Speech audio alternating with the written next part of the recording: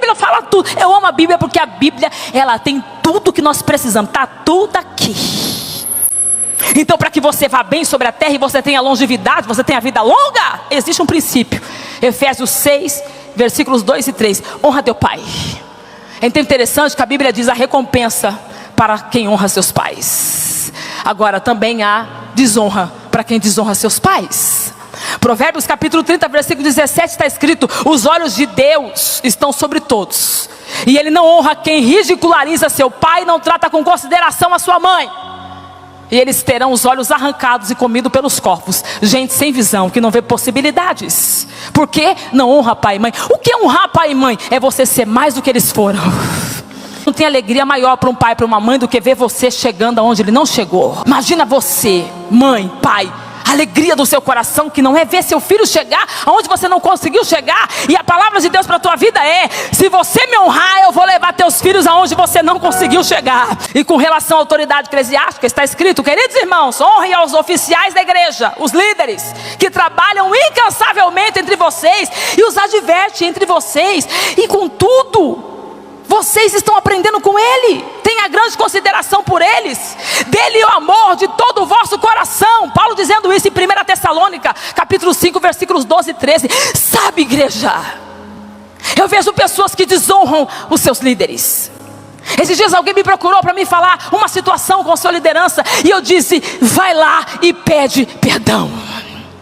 Ela disse: mas eu não tenho nada a ver com isso. Eu disse: querida, não tem a ver com quem tem culpa, tem a ver com o princípio da honra.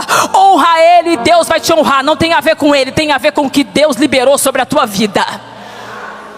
Tem um exemplo na Bíblia? Tem. Nós poderíamos falar aqui acerca de Ana, que entrou no templo para chorar, e o sacerdote chamou ela de embriagada, chamou ela de bêbada. Ela poderia ter dito: que visão que o senhor tem, vou embora dessa igreja, vou sair desse lugar, vou chamar meu marido agora e nunca mais vamos voltar para cá. Mas ela disse: não, meu Senhor, não tenha a tua serva como embriagada. Eu não sou filha de Belial, eu estou derramando o meu coração diante de Deus. E o que foi que ele falou? Vai em paz, e o Deus de Israel te conceda a tua petição. Não tem a ver com ele, porque ele já estava debaixo de um julgamento, Deus já havia o julgado, mas tem a ver com o que Deus fez na vida dele. Deus colocou ele lá. Então você e eu não precisamos entender a condição, a postura. Nós temos que honrar a Deus, porque foi Deus que levantou. E a respeito das autoridades civis, eu fiquei muito triste com o nosso governo atual. Quem não ficou? Autoridade ímpia. E numa madrugada orando, o Senhor me disse: Luciene, você não entendeu que toda autoridade é constituída por mim? Autoridade ímpia, é verdade. Há muitas autoridades que são más, tiranas, injustas, estão contra as escrituras. Mas a Bíblia também fala de muitas delas, não é? A Bíblia nos mostra, a palavra de Deus declara. Ela nos diz que toda autoridade procede de Deus, mas não diz que toda autoridade segue o caminho de Deus. Aprenda com Deus. As autoridades que haveriam de ser levantadas e foram erguidas, que foram ímpias, na verdade, muitas autoridades ímpias já haviam sido registradas na Bíblia. Poderíamos falar de Faraó. Ele tratou com crueldade, ele foi mal com o povo da aliança, ele espancou o povo, ele mandou matar os filhos, as crianças. De onde Faraó recebeu essa autoridade, gente? De acordo com a própria Bíblia, está escrito em Êxodo capítulo 9, versículo 16. Deus disse a Faraó: eu te levantei. Eu te levantei. Paulo confirmou isso em suas epístolas, Romanos capítulo de número 9, versículo 16. É uma verdade estabelecida pela palavra. João capítulo 8, versículo 17, está escrito: não há dúvidas de que Deus, e não o homem, nem o diabo, levantou e estabeleceu o Faraó em sua posição de autoridade. Essa afirmativa é correlata, e é a seguinte declaração que vem à frente: as autoridades que existem foram constituídas por Deus. A Bíblia fala ainda de Nabucodonosor, irmãos, rei da Babilônia. Ele destruiu Judá, saqueou o templo, levou os jovens, forçou os jovens, matou muita gente à espada. E finalmente ele veio a ter um império que atravessava todo mundo conhecido da época. Ele era tão desobediente aos caminhos de Deus que durante um período de seu reinado ele tornou-se louco e foi expulso da convivência humana. A Bíblia diz que ele morava com as bestas do campo e comia grama como o boi, seu corpo estava molhado pelo orvalho. e ele tinha unhas e penas como de bicho. Olha o que a Bíblia diz em Daniel capítulo 4, versículo 33. Porém, igreja, Deus disse claramente a respeito desse homem: eis que eu mandarei vir Nabucodonosor, rei da Babilônia, meu servo, e o porei o seu trono. Deus usou Jeremias no capítulo 43, versículo 10 para falar. Então Deus chamou ele de meu servo. Então eu vou repetir: toda autoridade que existe foi constituída por Deus. O que falar de Saul, gente? Pelo amor de Deus. As pessoas pregam e falam que Saul foi escolha do povo, mas não é assim que a Bíblia fala. O povo queria um rei, mas quem constituiu o rei foi Deus. Está escrito, gente, Deus falou: eu me arrependo de ter o erguido, de ter levantado, de ter constituído. Essa declaração está apontando que ele foi erguido pelo próprio Deus.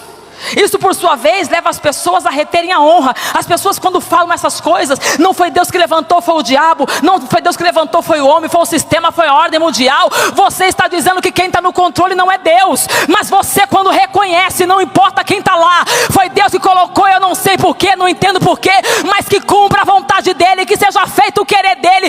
Eu me submeto, eu me rendo, eu me curvo, eu me entrego à sua vontade. Davi não quis adiantar o tempo. Davi entendeu sobre o princípio da honra.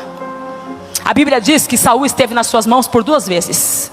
Os homens que estavam com Davi disseram para ele: Davi, foi Deus que colocou ele na sua mão, mate-o. Ou seja, teve até profecia. Mas Davi disse não. Por quê? Porque ele esperou o tempo de Deus, e ele se tornou rei. Mas ele não fez isso quebrando qualquer princípio, igreja. Porque quando você quebra um princípio, se torna ilegítimo para permanecer no lugar que você conquistou. Então você chega lá ilegítimo, então você não tem legitimidade nem dignidade para permanecer lá. Então poupar a vida de Saul foi o maior teste de honra que Davi recebeu. Será que se Davi tivesse desonrado, matado o rei Saul, ele teria chegado no trono? Quem desonra vive desprezo, vive desonra. Aquele momento decidiu a vida de Davi, gente. Davi honrou o rei, ainda que esse rei tivesse feito todos os possíveis para desonrar a Davi. Saul foi mau. Você sabe que Saul colocou a cabeça de Davi a prêmio, mandou matar Davi, matou muita gente porque ajudou Davi. Mas mesmo Saul fazendo tudo isso, Davi não desvalorizou ele. Davi foi um homem que soube o que era o princípio da honra. Por isso Deus disse: eu encontrei a Davi, eu achei a Davi, meu servo, e com meu santo óleo eu ungi. A minha mão será firme com ele, o meu braço o fortalecerá. O inimigo jamais o surpreenderá, e não há o que possam fazer contra ele. O Senhor disse: o filho da adversidade não terá ganho sobre ele, porque eu esmagarei diante dele os seus adversários e ferirei os que lhes odeia. A minha fidelidade e a minha bondade o hão de acompanhar, uma vez que jurei pela minha santidade. Deus está dizendo: Davi, você não vai estar nem vivo, mas eu vou cumprir em toda a sua descendência. E o meu filho, quando estiver na terra, vai ser chamado teu filho. Por isso que o cego grita: Jesus, filho de Davi. É Deus dizendo: eu quero te honrar tanto que não vai parar em você, mas os seus filhos, seus netos, seus bisnetos, toda a sua geração, enquanto tiver um sangue seu na terra, vai ter honra, vai ter exaltação, vai ter bênção. Profetiza para alguém, diga: Deus está falando, entenda. Você viverá um crescimento exponencial em todas as áreas, no seu chamado, no seu ministério, no seu propósito, na sua empresa. Levanta a mão e pega, meu irmão, recebe essa palavra. Deus vai te honrar. Você não precisa pisar na cabeça de ninguém, não precisa falar mal de ninguém, não precisa ficar contra ninguém. Basta você se submeter a honrar a Deus, independente das escolhas. Não importa quem está lá, a nossa obrigação é honrar, é orar, é pedir a Deus, é agradecer, porque nós não estamos dentro do sistema do homem, nós estamos insertados, inseridos no reino de Deus. Então que se cumpra em nós a vontade do Senhor.